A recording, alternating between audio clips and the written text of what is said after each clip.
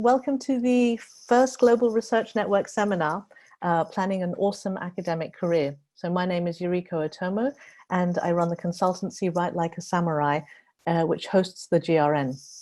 So the driving force behind the network has been the need to create a truly more global, equitable community of early career academics, and I'm really excited to see it coming together. For now, we're going to be muting the chat, but after my talk, there'll be about 20 minutes for questions. And I've already had the chance to speak with some of you and look forward to meeting the rest of you after the seminar in the coming weeks. So please, can you make sure that you've got a piece of paper and pen to hand, as we're going to be doing a couple of exercises as we go. The presentation is going to be available to all members after the webinar, so don't worry about writing everything down. Now, I might just pause there to let Noreen and Tom introduce themselves. They're members of our team. Noreen, I can't see your video, but here's Tom. I'm going to hand over. Thank you. Can you hear my audio okay? Yes, I can. Yes. Yeah. Hello, everyone. So my name's Dr. Tom Nichols, and I'm Yuriko's partner, and I'm here to provide some technical support today. You may interact with me over time because I'm going to be running the GRN forum, and I'm working with a web developer at the moment so that we can upgrade the members database so that you can log in and change your settings and notifications and have a more interactive experience for your membership. And Noreen is the coordinator of our Global Research Network. Would you like to say a few words? We can't hear you, Noreen, so you may need to... Yes, okay, that's very sorry. Yeah, my name is Noreen. Good morning, everyone. Nice of you to join us again today. And well, I'm the one who's been sending emails to you and requesting for the requirements for the GRN network, as well as the invite. So you will be hearing a lot from me in the days to come for other requests and coordination. Thank you. Thanks very much, Noreen. Thank you, Tom. We might make a start on the webinar now. So I'm going to, if you could turn your video off, Noreen, that would be great. Thank you. And mute your microphone. Okay, so let's begin. You might have, I need to use these buttons here. So you might have joined the webinar because you've submitted your thesis, but you're thinking about next steps. You're developing a body of work, but you're interested in other areas of legal scholarship, or you want to take control of your career. By the end of the session, here we go, you'll have insight into what makes a successful academic career. You'll have tips on how to align your skills with your passion and a 5-step plan for unlocking your genius. We're here today to talk about an awesome academic career. So we have to begin with the question, what is it? How would we know if we saw one? The nature and structure of academia has been changing rapidly since the turn of the millennium, and with it, the meaning of what it means to be an academic. So here are some key changes: the withdrawal of government funding for major research universities around the world, the privatization of education, the managerialization of universities, the decrease in tenured positions and internal research funding, the increase in the use of casual labor for teaching, the transformation of students into customers, an increase in the world population, the number of students undertaking higher education, and the number of universities that are actively hiring, an increase in global migration and migration for study and work, including teaching at universities. There's been a push toward interdisciplinary and collaborative work, and a move to online modes of teaching, administration, and research. Now, although academia has traditionally been seen to be low stress and provide secure employment with high social standing and autonomy, the changes that I've just talked about have transformed academic jobs into some of the most stressful around. A 2010 study by the National University Union has found that 81% of those working at UK universities found the job stressful, the main reasons being a lack of time to conduct research, excessive workloads, and unreasonable expectations from students, colleagues, and managers. 73% of lecturers said they had unachievable deadlines, while 89% said they end up neglecting some tasks because they simply have too much to do. 66% said they're unable to have enough breaks, and by that, I'm assuming they mean holidays. Studies in China, Australia, and South Africa, among others, show that these trends are global. For those of you in a tenure-track job, this will be familiar news. People take work home, cut down on sleep, work through the weekends and holidays, abandon core tasks like responding to emails because they have so many other urgent demands. A quantitative survey undertaken in the UK this year found that nearly 4 in 10 higher education professionals had considered leaving the sector in the past 2 years. A professor of politics at Sheffield University called Matthew Flinders says, academics are working longer and longer and harder, and they can't reach that top bar because it keeps moving. He says you're expected to show excellence in teaching, in research impact, and these pressures are causing some people to struggle or sink. So in this context, an academic career today looks very different to academic careers of the 20th century. There's more choice, there's more pressure, there are more skills to master and more challenges to overcome. There's very little training and you're expected to work more or less in isolation. So in this context, how do you go from simply surviving in the industry to thriving? How do you pursue a love of teaching or research to create an academic career that really is awesome? In a full-time post in research-intensive universities, you're expected to publish regularly according to a pre-agreed plan. You're expected to hit teaching targets, to apply for research grants, to apply for promotions, to hold administrative roles, and to travel and network internationally. In law schools, some roles are also tied to maintaining a career in legal practice. In addition, you might move universities several times. These universities may be in different cities, in different countries, on different continents. You might work across disciplines other than the one in which you wrote your dissertation, work in consultancies outside of the universities, or work at the university part-time. You might move in and out of universities, or focus solely on one of teaching, research, or administration for a period. Some academics are choosing to be independent scholars who continue their research and writing outside of the constraints of university life. And others are combining academia with a parallel career, legal practice, comes to mind, or writing, or politics. Others still choose to have more of a family life, taking breaks or having a part-time post. What constitutes an academic career then has become quite fluid or hybrid. What matters at the end of the day? Well, of course, it's what an academic career means to you, or specifically what you value in academia, what you really love about it, and how you pursue it. How are you going to choose a career that meets your goals and needs, both financial and emotional? You can't rely on external indicators to work out whether or not you have an awesome academic career. You need to dig deep and figure out proactively how to craft it. I'm going to share a useful tool with you to do just this.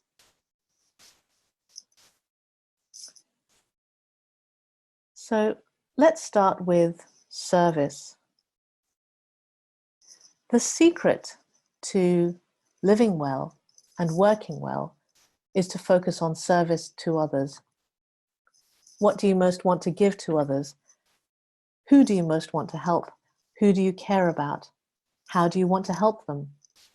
How do you best serve them?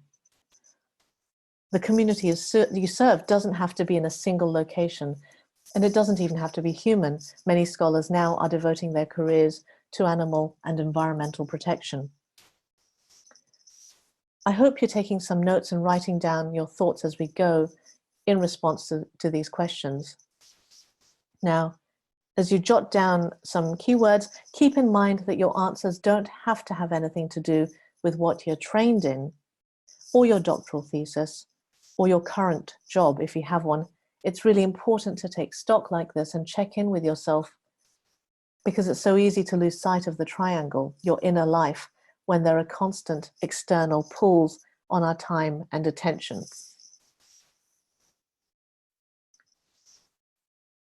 So working out the answers to the questions about service is going to unlock the second point in the triangle, your passion or your cause. Now, this is really important. What is it that's moved you from a young age? What do you most care about deep down? What injustices make you angry, and what do you want to support? What drives you to try and keep trying when things get hard?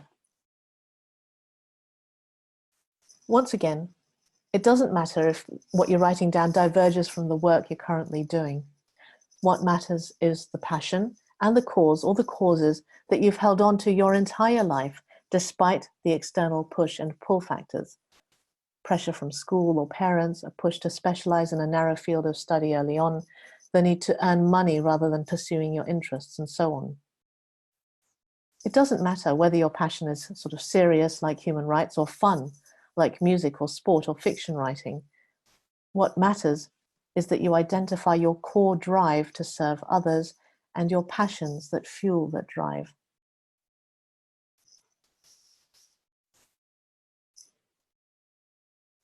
Finally, we come to skill. I want you to quickly write down 3 to 5 skills that you have a competitive advantage in. So these may be things you are gifted at or things you're trained in. Ideally, they're going to be skills and areas of expertise that you can use to help others. You might say public speaking, writing, social skills, languages, web-based skills, and so on. So try to focus on the skills that come naturally to you and that you love using. You'll also want to write down the formal qualifications you have that you can use to get work within or outside of academia.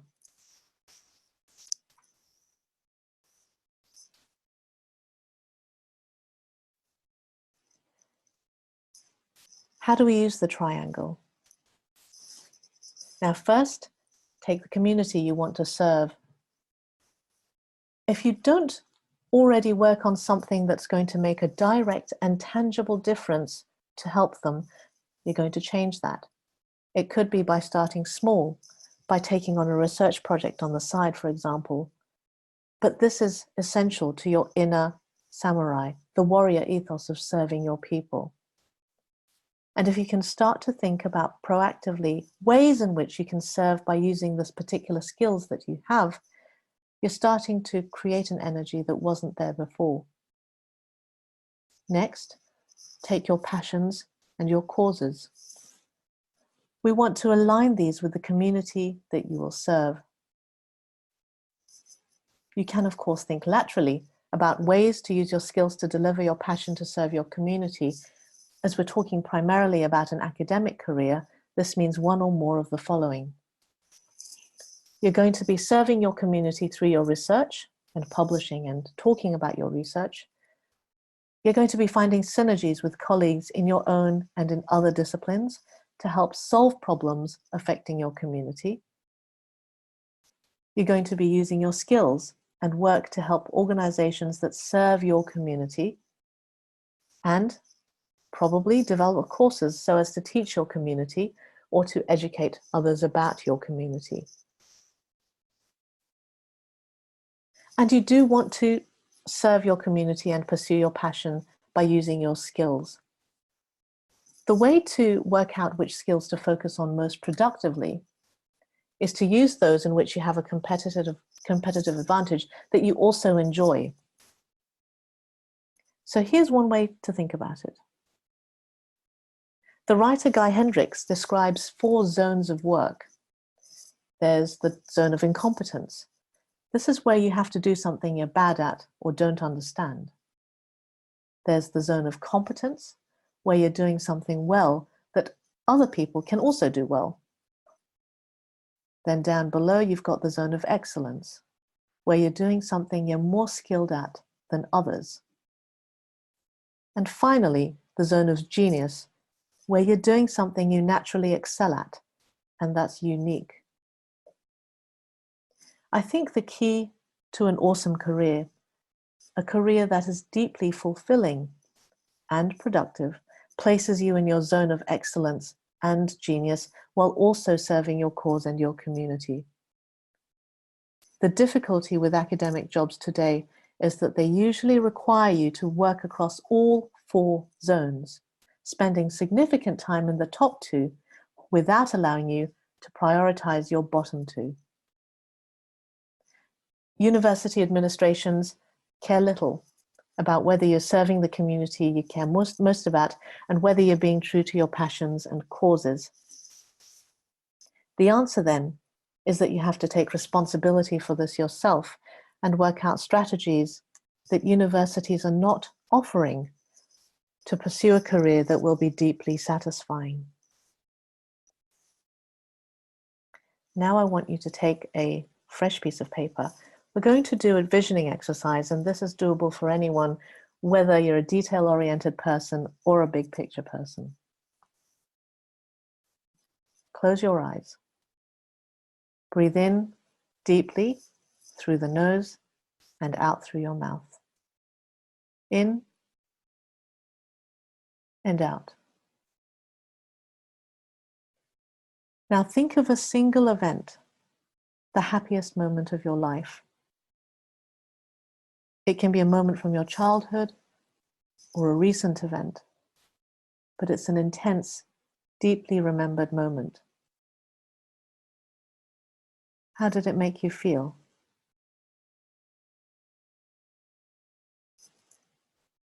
Now imagine the community that you want to serve with you and around you. You feel energized and empowered and productive. In your mind's eye, look around you. What do you hear? What do you see? Who else is there? And I want you to write down keywords for things that come up. And this can be the emotions you feel, the faces you see, the environment around you, and the achievements you're celebrating. This is the vision that you can add to over the coming months to plot a course for the next 10, 20, 30 years. It will give you a lot of clues about your ideal lifestyle, your space, your colleagues, your routine, your mode of work. It will tell you how your goals feel, and that's incredibly important.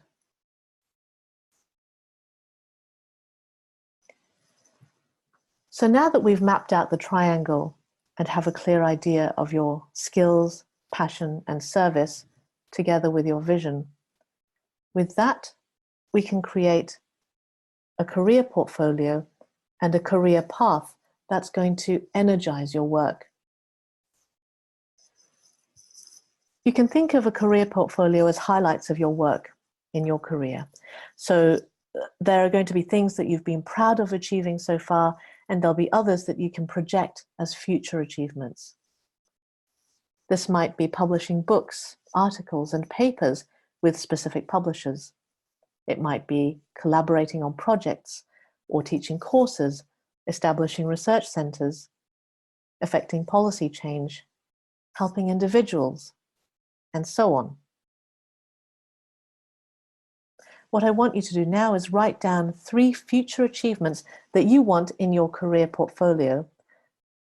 Examples of service to your chosen community, demonstrating your commitment to a cause or a passion. It does not matter how fantastical it seems, so remember to set aside your preconceived notions of what you think others expect you to do, and focus on the keywords in your triangle.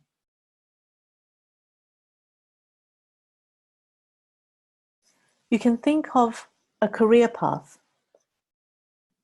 as the different options you'd pursue if you were to complete your career portfolio. So you can think about this in terms of job titles or organizations you want to work with or establish.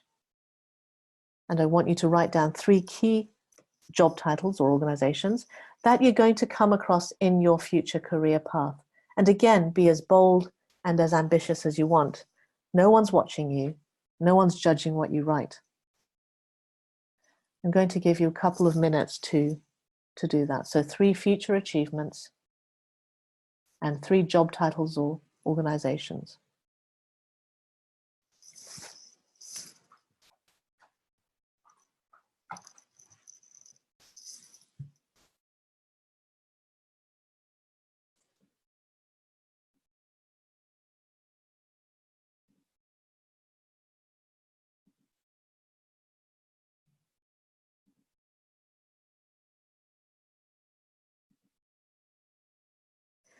Okay, so what we're doing here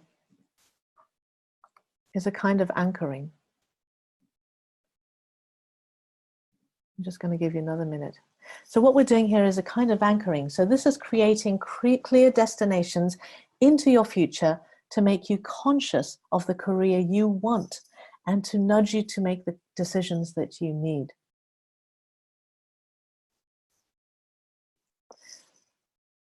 So whether you have a very clear vision and goals, or just some general ideas at this stage, you should have enough information to start identifying the skills and experience you need to develop. These can be quite detailed. Areas of research that you need to work on. Substantive skills. These might be web-based skills, language skills, quantitative analysis, for example, leadership, and so on. Experience. This might be that you need to go and get specific experience in teaching courses, public speaking, collaborative writing, working with specific organizations or people. You might need to develop an internet presence.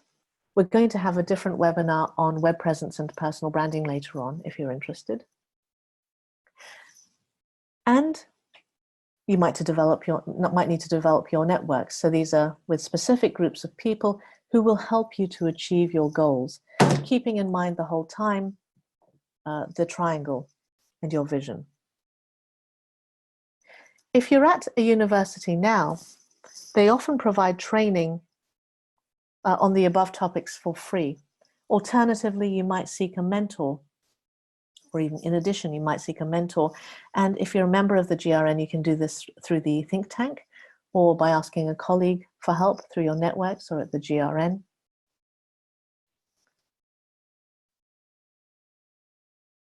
But make sure that every single day you're doing something, you're working towards filling the gaps that you need in order to create the career that you want to proactively be crafting.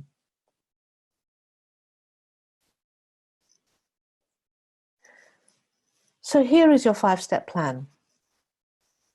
We don't have time to go into these right now in detail, but essentially, you need to have a plan, a clear idea of what you're doing each day, how that's nurturing your passion, using your skills to serve your community. You need allies. Find out who you can collaborate with to further your goals. You can increase your productivity exponentially by entering and sustaining good alliances throughout your career. Care. You need to take care of yourselves, your loved ones, physically and mentally. This means ring-fencing time each day to exercise, to eat, reflect, and communicate with people who are important to you. They're the ones who are going to sustain your life at home so that you can pursue your awesome academic career. Delegate. This is really important. You need to identify which tasks you can delegate at home and at work in order to maximize time in your zone of excellence and your zone of genius. Write Like a Samurai offers academic administrative support for a small fee. And one way in which you can work out how to delegate your tasks is by making a log throughout the day, maybe over a week, of all the tasks you do at home and at work, and figure out how much time you're spending on each of them and how much of those tasks are sitting in your zones of excellence and your zone of genius. Finally, focus. Make sure that you maintain your focus on your long-term goals and your vision.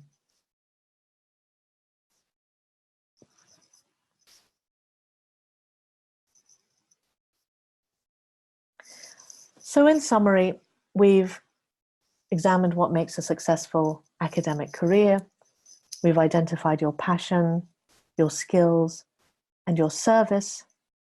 We've looked at your vision, your goals, and the gaps that you might need to fill. And we've started a 5-step plan to unlock your genius. Now that's a lot of ground in half an hour. And I recommend that you review your triangle, service, passion, and skills, regularly. Take time to think about how that fits in with your vision. If you want me to give you one-to-one support with building your plan or developing a detailed strategy, just get in touch with our coordinator after the session.